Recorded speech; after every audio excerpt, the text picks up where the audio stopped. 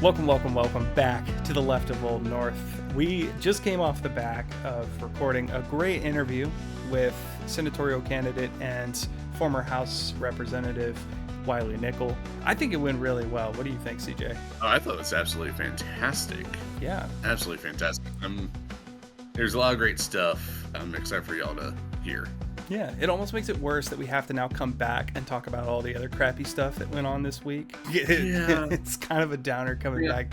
But that means that on the back half of this episode, you have something to listen to that I think you're really going to love. And you know what?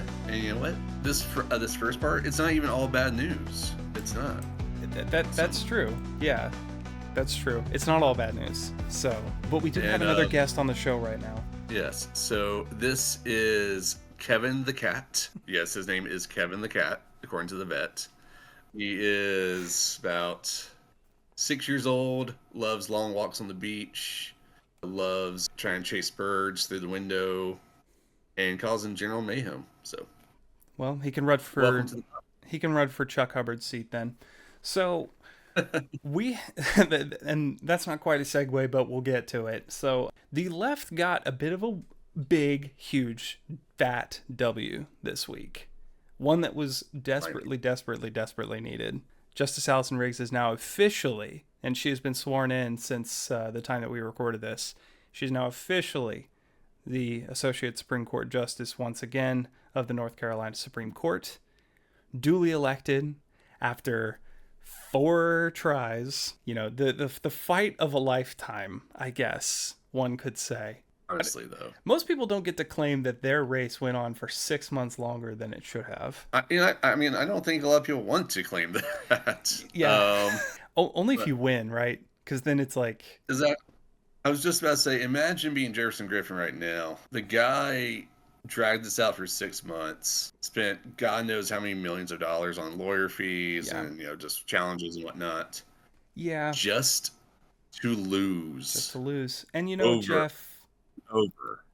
Jeff, I do feel bad. I know you listen to this podcast, and, we love that you're a regular listener. So I understand if you're taking it really hard. I understand if this was a huge burden on you. Maybe just get off the appeals court now. I think that you need a break. I think really, you should take a break from the appeals court too. I know you're still on there. That's got to be rough. Yeah, exactly. I mean, imagine going there like every day, just knowing that everyone knows you're a loser. Yeah. It's gotta be tough. Gotta be hard on that. Go on, take a couple of years, decade. Yeah. Rest of your life. Just go relax. Take a load off. Yeah. But regardless, I mean, and this is the thing, right? We have been waiting for this. We have been talking about this. The people who listen to this show know we have been talking about this since we started the show. And it's finally over. So I guess we can quit the show now. Job's done. Totally. We have done everything that we need to do. Democracy is saved. North Carolina politics are no longer, messed up in any type of way. We are done. Let's back it up and go home. Utopia. We did it. Oh, wait. What comes up must come down. Because almost as soon as we learned of Allison Riggs' victory, we were faced with the crushing blow to the fact that the North Carolina Board of Elections is now thoroughly controlled by MAGA Republican sycophants, the head of which is now Dave Bullock, the state auditor. Please, I'm begging somebody in this entire country to make that make sense to me. I can't for the life of you tell you why. I mean... you don't understand it because, you're not Republican and, because you actually have at least some degree of morals and integrity. Well, so, and I mean, again, like we've said many times on the show, the Republican Party in North Carolina and in the country as a whole, really, they know that their policies are unpopular, right? They know that people don't actually like the idea of being taxed more while the rich or tax less. They don't like the idea of, Republicans trying to regulate, trying to manage and legislate their bodies. They know that their policies are awful. And so what do they do? They have to have these power grabs. Right. It's that simple. Which is why... Sorry. I was going to say, because they don't, as we've said before, they don't give a shit about your vote. They only care about their power. That's going to be like the tagline for this show at this point, because I think you've said it at least once in the last 4 episodes. Hey, if it takes Probably people more, honestly. if it takes people hearing it like every single episode to get it through their heads, then more power to you. But that being said, like, we are in that precarious predicament where, just like what we're going to talk about later with Wiley Nickel, the maps are completely screwed. That we have a voter population that more or less swings purple. Sometimes a little bit more red, sometimes a little bit more blue. Sometimes it depends on what the office is. Because when it comes to governor, we have a hot streak of Democratic governors that split tickets with Republican presidents. We also have an even hotter streak with attorney generals. Yeah, I think last time, the last time that happened was like the 1800s or something like that. Yeah, so like ever late 1800s. Yeah, so like never. We've in recent memory, at the very least, it has just not happened. And while I know that we're in an age now where like Twitter transvestigators will try and piece together why somehow a voter base can somehow split down the middle, how somehow a population can have differing and nuanced views, that'll boggle their brains until the end of time. They can't believe that there's a Democratic governor in a state that Trump won by 4 points. But that's the reality of North Carolina. And that's something we'll talk about more in another episode. But I think before we get too off track here, we had a 7-7 House representation in the United States House. It was 7 seats for the Democrats, 7 seats for Republicans. Were those seats pretty gerrymandered? Were they a little wiggly looking? Depends on who you ask. But it used to be balanced, right? It wasn't based on land mass. It was based on representation. And exactly. You can't say the same for senators, and that's a statewide election. It makes sense. But at the same time, we saw how close those elections got. Yeah. It's not a blowout by any means. No. And I'll tell you one thing I'm kind of interested in is with these Senate seats, and maybe we should ask Wiley about his thoughts on this. But I mean, Senate races, not just in North Carolina, but in general, are just getting more and more and more expensive. Yeah. So I'm really curious what a 6 is going to look like financially, as far as how much is going to be dropped on these races. Yeah. I actually, I got fed an ad on Instagram where this guy was showing how much each like tier of race would cost. He was going from state house, state senate, congressional, senatorial, presidential, and like when he got to the state house, state senate numbers, I was like, no, it's like double that now. It's actually pretty insane how expensive some of these state house races have gotten. I mean, I know some of them have like pushed like $1 million, if not more. Yeah, I mean, we could say the average is anywhere from like $250,000 to $500,000 easily on the low end. Oh yeah. I mean, I know that's what we were working with on the race that one of the races I've managed was about that much. Races are expensive, folks, believe it or not. Sure. And it's not just because of, padding the pockets of consultants and stuff like that. A lot of it is ads. Yeah. Almost exclusively ads, if you really break it down. Yeah. I mean, it also just depends on where you live in the state. I mean, where your race is, I guess, really.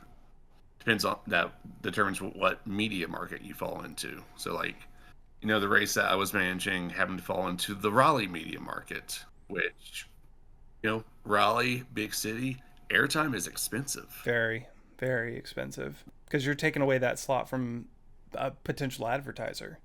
Somebody who could probably pay them for a lot longer of a runtime, too. Well, longer of a runtime as far as the actual ad itself goes, and for a longer period of time. But yeah. So donate to your local races, folks.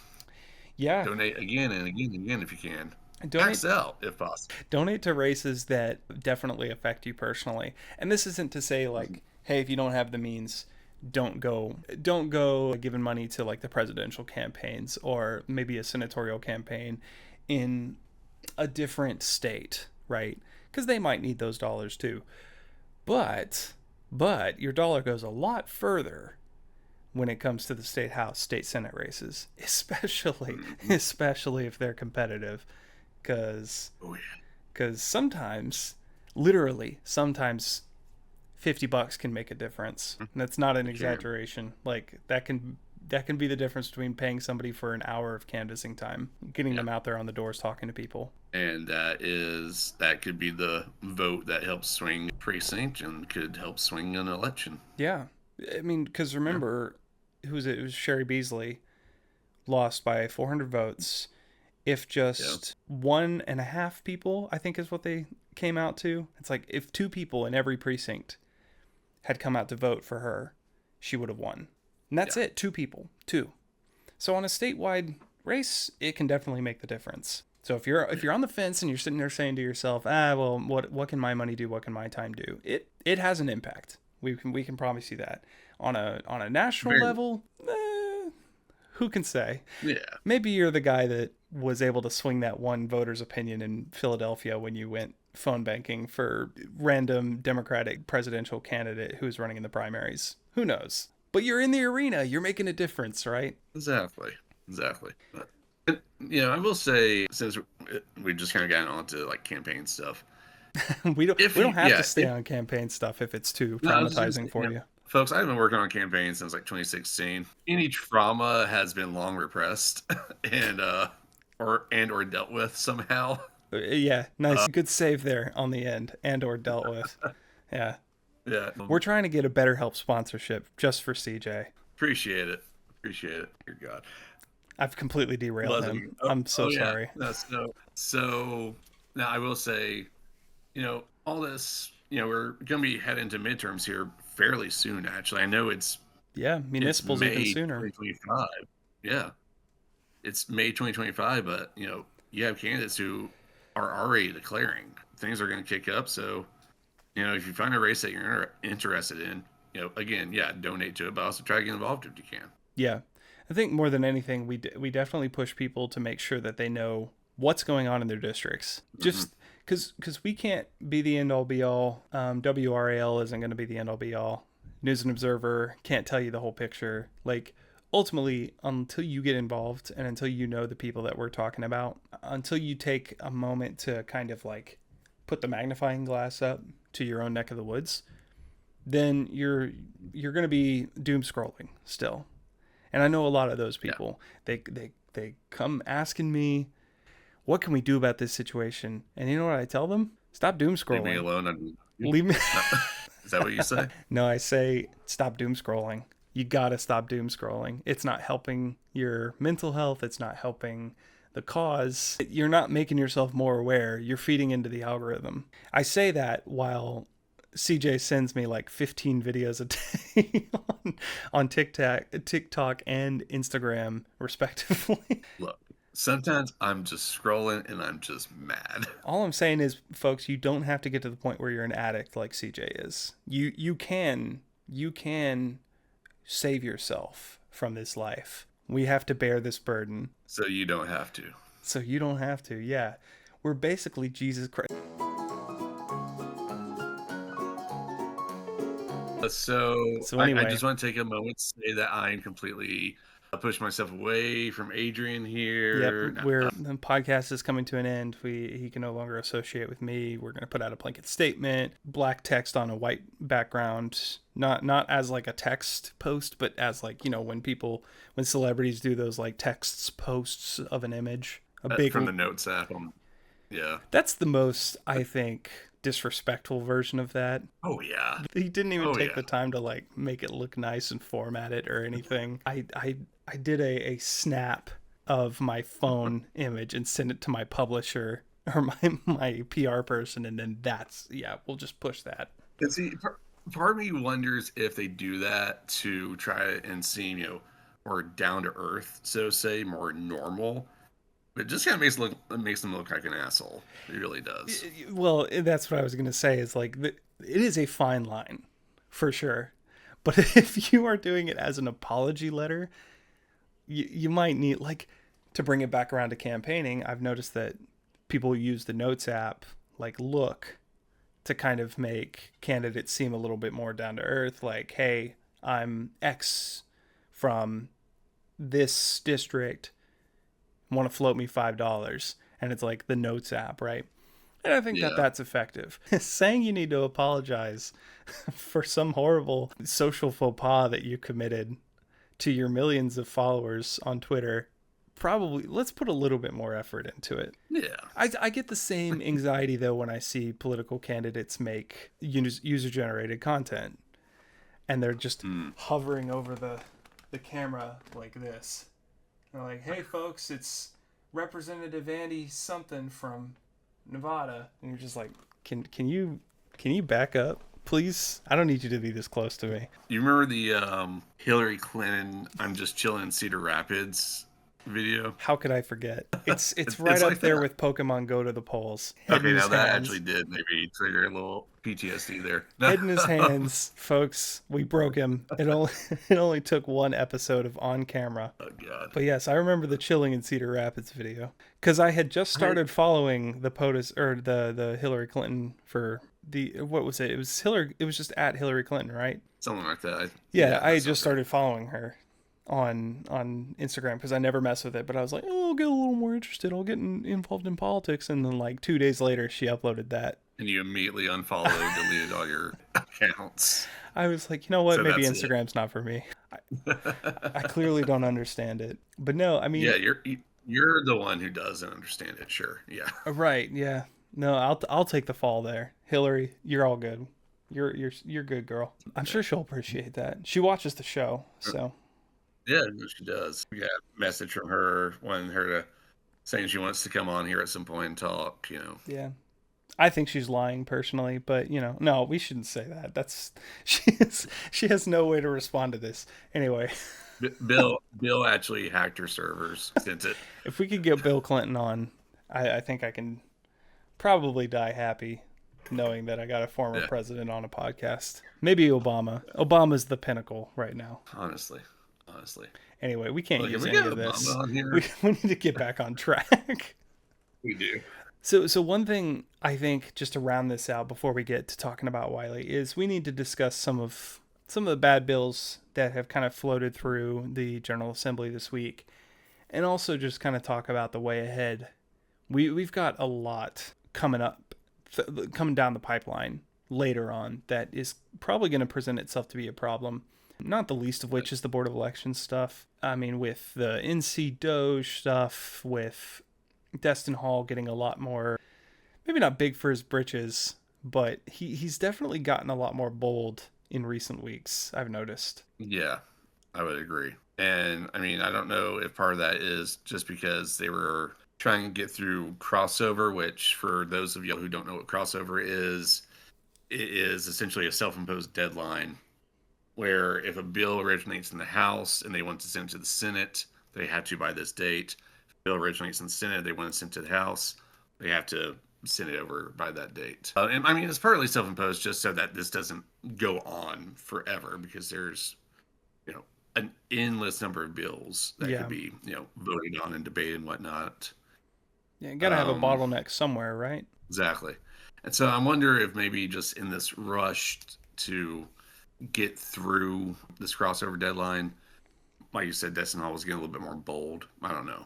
Definitely seemed that way when I was looking at some of the bills that they did shoot down the complete and total abortion ban one that was about to go through, which, we even said on the podcast it wouldn't be a good idea if they did it, and as is the running theme on this show, 2 days later they updated that and decided not to table it. Yeah. They also, if I'm not mistaken, essentially tabled the bathroom bill. Yeah, they did. The new version of the bill. Which I'm glad we didn't go into great detail with, because I was like, there's no way that they're going to put this up to a vote again. I'm glad we didn't have to talk about those, I think that people are maybe not becoming a little bit more aware. That's such a boomer thing to say, like somebody who just says, oh, I think people are getting more into politics. It's like, no, I think I'm becoming more aware of other people being aware, Yeah. Like other people coming up to me and saying, hey, do you know about this thing? Other people like cross-posting things on Facebook, relatives that I have that never talk politics, are suddenly increasingly getting more aware of the things that are going on, and not in like a oh, did you see what Donald Trump just did kind of way, but like one of my relatives was like posting something about, she doesn't even live in North Carolina, and she was posting something about Tom Tillis. Wow. Yeah. So I was like, oh. My mom is actually a great example. She doesn't really do anything, super political or anything like that. Other than like vote, really. Right. The most patriotic thing you could do. But she, she's a nurse, and she is very concerned about like healthcare cuts and budget cuts and whatnot. And she's tried reaching out as a constituent to to representatives and whatnot, and saying, hey, these cuts are dangerous. You shouldn't vote for them. You shouldn't do them. Yeah.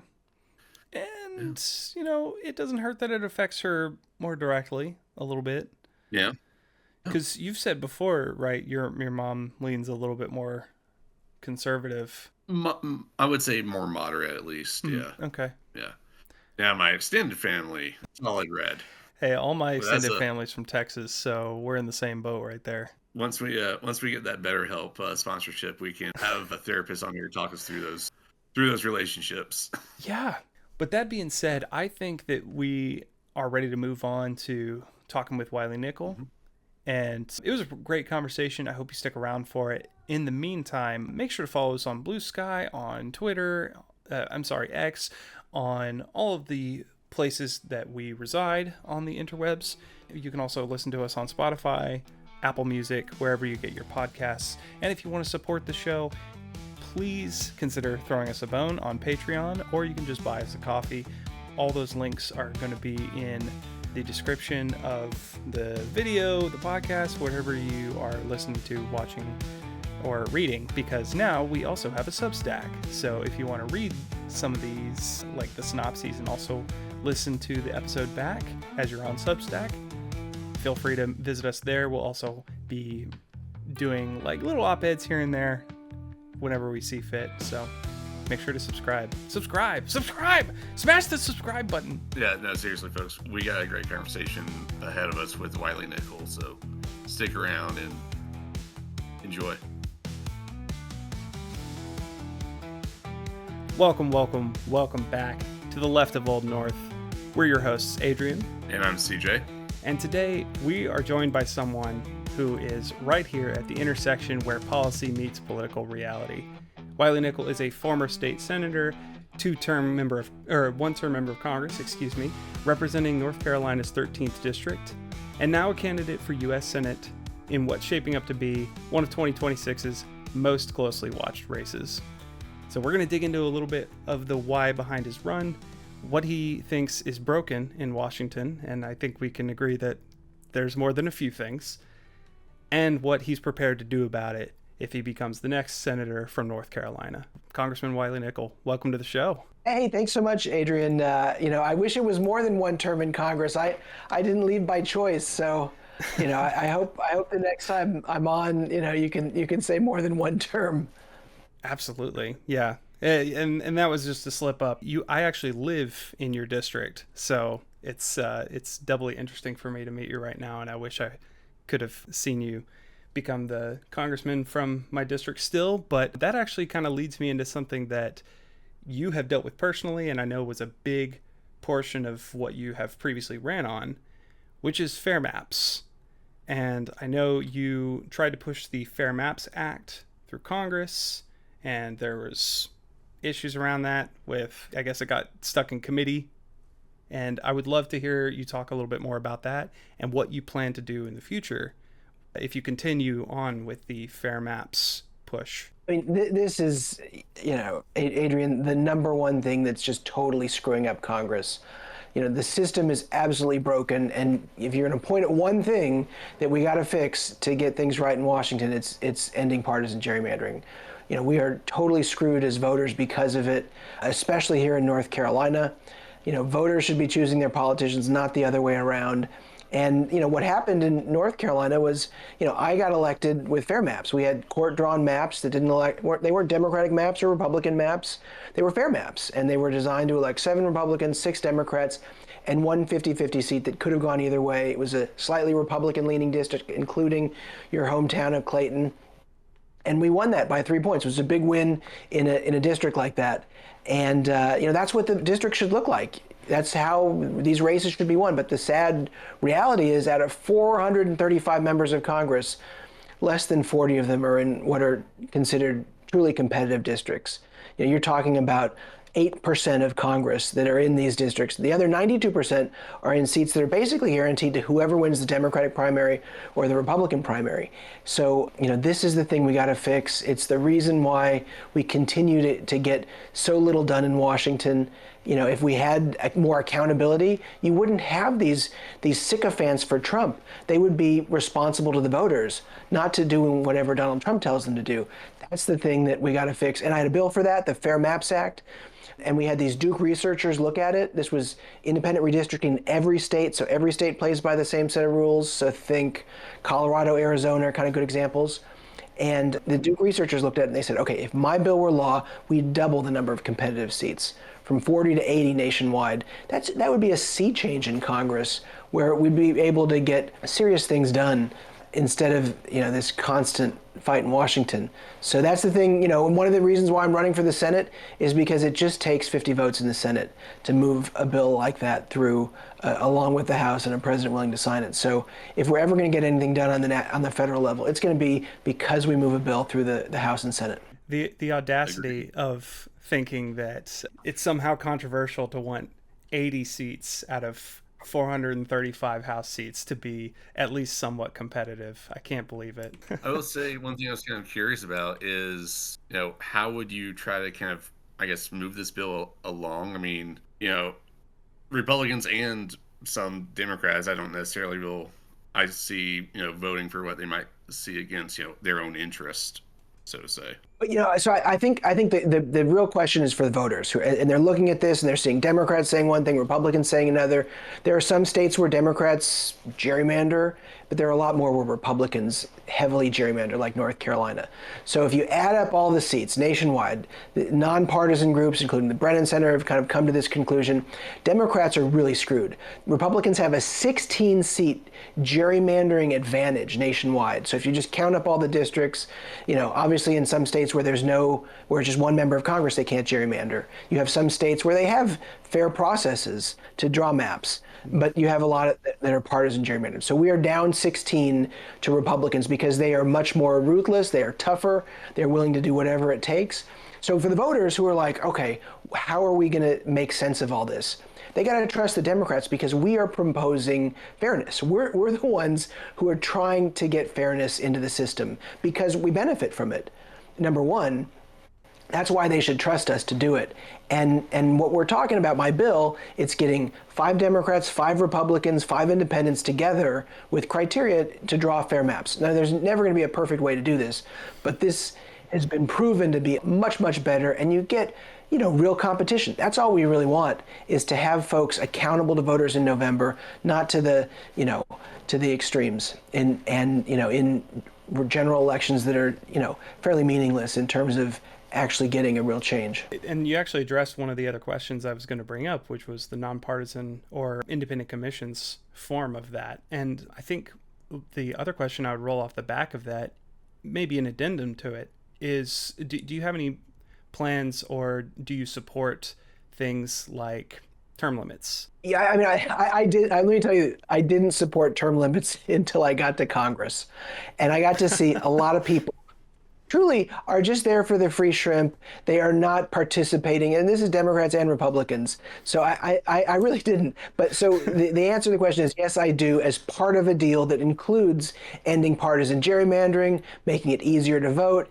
If that's what it takes to get Republicans and Democrats together to fix these big structural problems, sure, yeah, no, I think, there's a place for that for, looking at 18 years, something like that, I think makes a lot of sense. And by the way, if you want to talk about term limits, I had one Republican colleague in Congress who, just like in the middle of term, her staff just checked her into a memory unit, and no one heard from her until just months left. And everyone kept saying, well, where did she go? Where did she go? And then some reporter said, oh, she's in a memory unit. She got checked in, and you know, like, that's, if any reason, you know, to do this, that's certainly one. Yeah, I would say so. We don't need the Congress becoming a nursing home for sure. And another portion of that, like maybe not term limits, but age limits. Is there anything that you personally see or maybe politically see as viable there? You know, I mean, we have age limits for federal judges. That's something that we do outside of the Supreme Court. I think that's a tough one. You know, the voters, you know, the Constitution will make that very difficult to get age limits. But the problem is, the older you get, the longer you serve in Congress, the more goodwill you make with your voters. I mean, voters hate Congress, but they love their member of Congress. And, you know, you get millions of dollars a year to serve your constituents. If you're smart, you know, you spend a lot of time focusing on helping them solve their problems with constituent services. So, you know, every year you help thousands and thousands of people with real problems. You know, whether it's getting a passport at the last minute, you know, getting money back from the government. I got somebody, you know, over $750,000 from the IRS. I can tell you that dude, Republican or Democrat, is definitely going to be thinking good things about me when he goes to vote. So that just builds up. And so, you know, when you have these members who get into their, you know, 70s and 80s, and they've been there 20, 30 years, and, you know they can do whatever they want, and nobody's going to be able to dislodge them unless they, you know, break faith with the party in some horrible way, which, you know, almost never happens in Congress. So, you know, it's where I think the best thing we can do is make things more competitive. Fair maps would do a lot to help, you know, solve some of those problems. Yeah. $750,000. I'm going to have to, like, call you after this and see if you can help me out. Now, so kind of going off of that, kind of getting away from Congress itself, but what do you think about the idea of, like, term limits for, like, the Supreme Court, or, you know, some, like, federal court reform, expansion, that sort of thing? It should just be 2 Supreme Court justices every 4 years, period. That's how it should work. Whoever wins the White House gets 2 get off. You know, we can talk about age limits that help make that into a reality, but that's, I think, the easiest place where you're going to get more agreement from folks. That's a fairer way to do it. But, you know, we've been just totally screwed with the courts over and over. We are not tough enough. You know, Obama should not have just played dead and not put anyone on the court. You know, we had a chance to do that, we didn't. And, you know, and then the Republicans just rolled all over us over and over with the folks that they put on. So, you know, part of my whole approach, and I think what Democrats are really failing to do, is just we got to be a lot stronger and a lot tougher.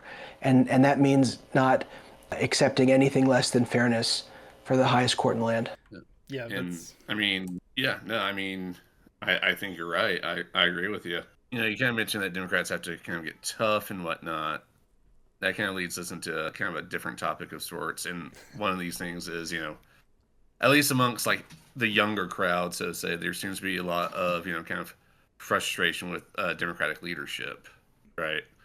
So with these younger voters, with the younger crowd, what would you say to them? You know, some of them are kind of see, like, the DNC, just the Dems, as feckless, so to say, or just, you know, out of touch. Well, you know, some of them are, and you know, the first thing I'd say is don't give up on us. Get involved, show up. That's the first thing. And that's how you make change. So, you know, you don't do it by, you know, not getting involved. But they're right. You know, when we have our leverage, we have to use it. And in the situation we find ourselves now in Congress, if the shoes were on the other foot with Republicans, they would not be doing all the super polite, nice things that we're doing right now. They would be a lot tougher. And, you know, we certainly wouldn't have a bad budget right now. And I think that's part of it. That is justified frustration. When I go around and talk, you know, that's really my call to action. It's not to the folks who are showing up. They're doing their part. The folks who are listening to your podcast right here, they are part of the solution. They are actively engaged in fixing things. You know, it's the elected officials that are not doing nearly enough. If you're not Cory Booker on the floor of the Senate for 25 hours, you are missing the moment here with what's happening with Donald Trump. So I think that's at least the place that I start. Yeah, it's there's almost 300, maybe a little bit more Democratic members of Congress. Maybe they could all chip in a 25-hour stint. Do you think you might be able to do that? Perhaps future Senator Nickel? Yeah, I guarantee it. When I get to the Senate, I'm going to beat Cory Booker's record. You heard it here first. That is part of the plan. Assuming that Trump is continuing to do what he's doing to our democracy, and no matter what, he's going to be president for the next 3.5 years. So we're going to have to really focus on how we stand up for our principles and stand up to these constant attacks on our democracy. And and really it comes down to holding folks accountable. And there's no greater sycophant in the Senate who knows what he's supposed to do and does the opposite than Thom Tillis. So in this election, we get a real chance to send a message to someone like Tillis, who continues to enable Trump at every step of the way. Yeah, that actually leads me into, you're great with the segues right now. I really appreciate that. You're making it easy for us. The Senate is often seen as the last check on power before something gets to the president's desk, whether it's a nomination or a bill or a spending package, whatever. So with Thom Tillis out of the picture, let's say 2026, you are our next senator, 2027, excuse me, you are our next senator. And Donald Trump still has about 2 years left of putting forward people and bills and such on the docket. What is your general approach as a member of one of these committees that may or may not be deciding on the future of one of Donald Trump's nominees? I mean, the founders were very straightforward with their approach to how we're supposed to function as a democracy. It involves checks and balances, and that's the greatest failure of the Congress right now, is that there are no checks and balances for Trump. He is literally, shredding the Constitution in the Oval Office, while Republicans sit on their hands and do nothing. Hey, but privately, I can tell you, they'll tell you it's horrible. They think Trump's an idiot. They hate all this stuff. But publicly, all they do is say he's the best guy in the world, and they do nothing to stop him as he continues to just shred every single norm we have. So, I think that the Senate is the place where we have these checks and balances. And I'm in the Senate, you're looking for people who are actually qualified to do their job. And, sometimes, a Republican wins the White House, they're entitled to have their people in office, but they're not entitled to have total idiots. And especially, you look at our Secretary of Defense, a walking national security disaster, a total buffoon. Everybody could see the guy was unqualified. And Tillis, by the way, said he thought he was unqualified. He thought he was a bad candidate. He told the sister of the wife that if she came public with her story, he would vote against Tillis or against Hegseth. And then at the last minute, on the last day, he flipped and voted to confirm Pete Hegseth. So that shows, that is the canary in the coal mine moment where you see that there are no checks, there are no balances, but we got a chance to send a message here, and when I'm in the Senate, we're going to have someone who's standing up for what's right for North Carolina. I think we're missing that right now. So safe to say you would not have confirmed Pete Hegseth? Yeah, hard pass. Well, that's good to know. We were kind of talking about these kind of attacks on the Constitution, on democracy and whatnot. What would you say kind of the average person, let's say, who's not a member of Congress, what can they do to kind of fight back against all this? Because you have people like Steve Bannon, Stephen Miller, I guess a bunch of Steves, just saying stuff like, they want to get rid of, habeas corpus, and they, that they will have Trump run for a third term and he will win, and all this stuff. These things are obviously a massive attack on the Constitution. How would you say the average person can kind of fight back against that? Well, I think one of the first things that's important is to educate, to educate yourself, understand what's going on. Republicans have a real advantage in sort of the information ecosystem. They have a lot more podcasts and groups focused on putting out their far-right extreme message. So one of the reasons I was excited to come on your podcast is this is exactly what we need a lot more of. We need more folks like Left of Old North talking about issues on our side, so that we have that balance in terms of that information ecosystem. But for folks who are kind of looking at the mess in Congress, we list, and as a member of Congress, I get detailed information whenever folks contact my office, what they're contacting us about. We responded to over 200,000, emails, letters, and other forms of communication.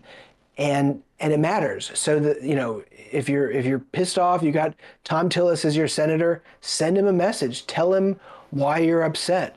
Same with your House member, whoever it is. And most importantly, if you got someone who votes the way you agree with on something, tell them you like that too. I think that's an important way to help keep folks moving in the right direction too. Well, I appreciate that. And also, I think we fully 100% agree that we do need more voices, not just on the left, but trying to bolster the message, the very message that you were trying to send right now. So definitely appreciate that.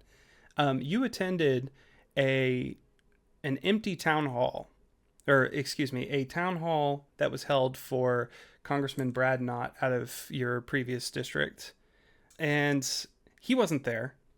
You were.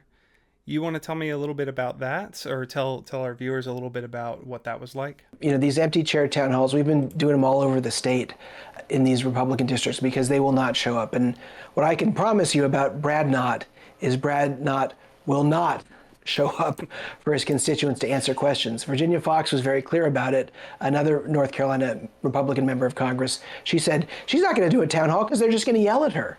And of course, when their job is to do whatever Donald Trump tells you and to do what's best for Trump instead of what's best for North Carolina, your constituents are going to yell at you.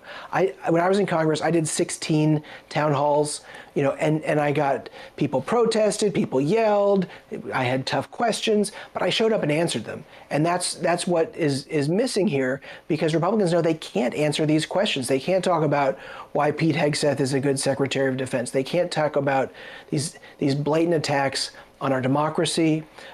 Donald Trump literally is accepting a giant airplane from Qatar. Yeah. Like, he's just taking it, and he's going to have personal use of it after he leaves the White House too. Like that is exactly what's spelled out in the Constitution. Do not accept gifts from foreign nations. I don't know any bigger gift you could get than a huge luxury airplane. So there's a lot to be upset about, and if you ask any Republicans, they are not going to be able to answer that question in these town halls. But no, my goal is to get to every Republican congressional district and do these, empty chair town halls because they can't show up to answer these questions. Yeah, I also can't picture a bigger gift that could possibly violate the emoluments clause quite like that. So, if you can find me one, like maybe a country. I think that's the next step up. I mean, just bags of cash. Like cartoon bags of cash with a $sign on it. And that plane is bugged 8 ways till Sunday. Yeah, I mean, just there's so many things wrong with that, and it's just crickets from folks like Tom Tillis and others continue to do whatever Trump tells them to do, and it's funny, but it's really scary too. And that's interesting too, because like you were saying before, it kind of all encompasses the same problem, that a lot of these Republicans are basically just MAGA Republicans now, that they're just kind of kowtowing to whatever their God Emperor Trump wants. It doesn't matter about checks and balances, doesn't really matter about separation of powers or anything like that. And I pretty much already know the answer, but I feel like we need to ask out of posterity, I guess. If in 2028, when a new Democratic president is elected, will you just go along with whatever they say? I think the question for anybody who goes to the U.S. House, the Senate, is your job is to represent your constituents. It's to do what's best for your state. So that's the way I approach it. And, when we win this race and get to the Senate, we're going to have Trump in the White House for 2 years. And I hope we're going to have somebody, a Democrat in the White House 2 years after that, who's going to be able to bring back, and fix what will be an absolute mess from Trump. I mean, they are just trashing the federal government, the bureaucracy. And folks here in North Carolina are getting hurt already. I mean, they're slashing funding for programs we rely on in our state. The VA, they are cutting 80,000 VA jobs nationwide. That's going to be absolutely horrible for our veterans who need good quality health care.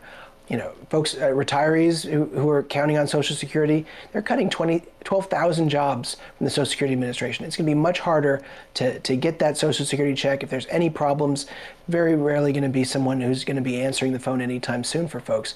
That's just, there are mountains of these stories, and we are losing thousands and thousands of good paying jobs, as they're slashing the EPA, right by me and Carrie, we have the Research Triangle Park, where they're going to the 1,200 folks who are studying how to make sure we have clean air and clean water and doing other great things there at that campus are going to be out of work. And I could go on and on about this, but incredibly damaging. And I'm hopeful we're gonna make it.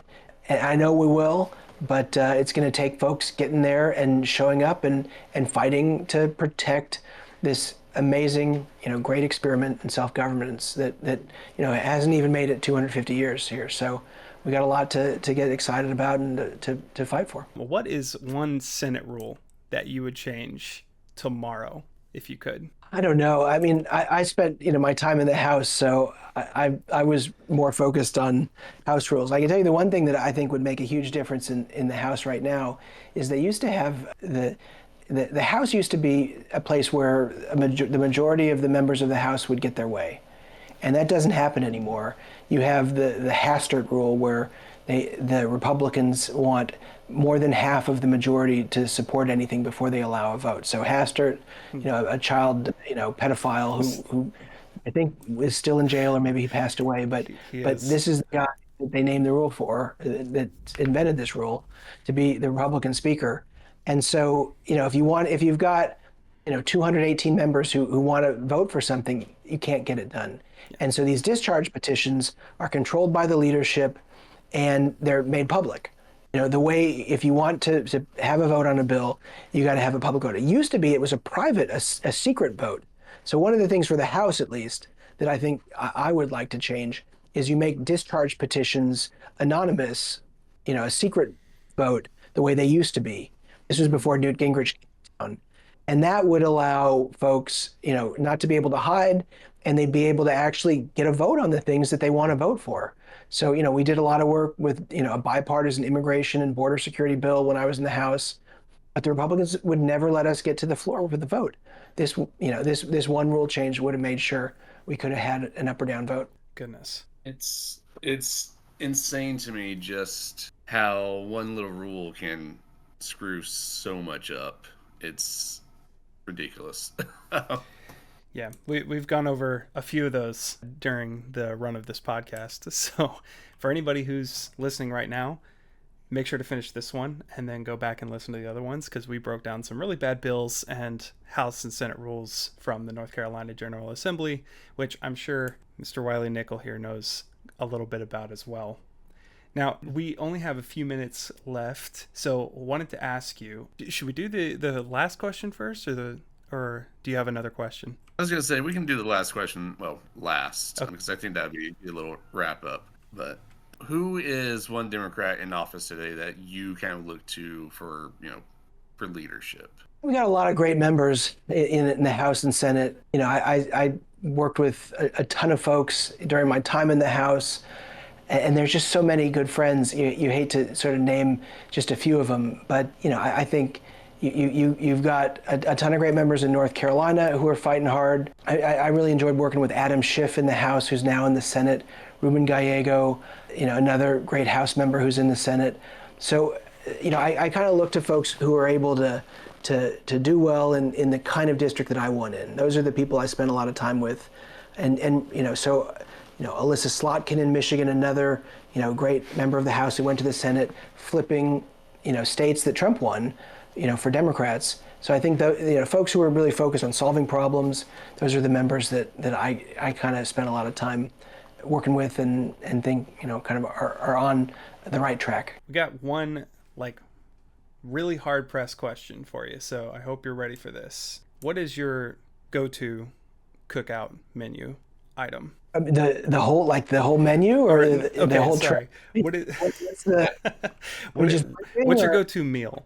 Let me put it that way. I think all right. So cookout number one, it is a scientific, thing here. The later it is at night, the better it tastes. So the longer you wait to go, the better it's going to taste. But it's usually like a, cheeseburger, Cajun fries, Oreo shake. Maybe I'll get onion rings. It depends. It depends on how late it is. Right. So if it's later, are you getting a shake, or are you waiting until it's like the last possible minute? It just depends. It depends on the, how late it is at night. But that is absolute, proven scientific, information there. Later at night, the better it tastes. Is that good campaign trail food, or is it more like, hey, maybe we should wait on the cookout until we're at the end of a week or something? I mean, when you're running from Murphy to Manio, you take what you can get. I've been trying to pack some snacks and meals as I'm traveling more.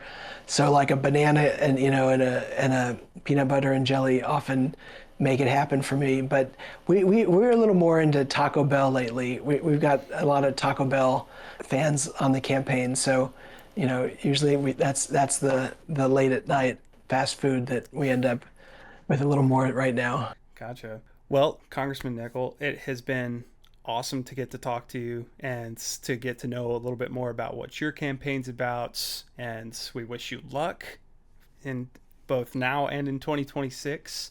And if you could, for us, in 5 words or less, could you sum up what this senatorial campaign for you is about? I'm not good at condensing. I can tell you, for folks who want to learn about that without a ton of words, visit wileynickel.com. But the simple message, it's really simple here. I mean, Donald Trump is screwing North Carolina families. Tax cuts for billionaires is not helping.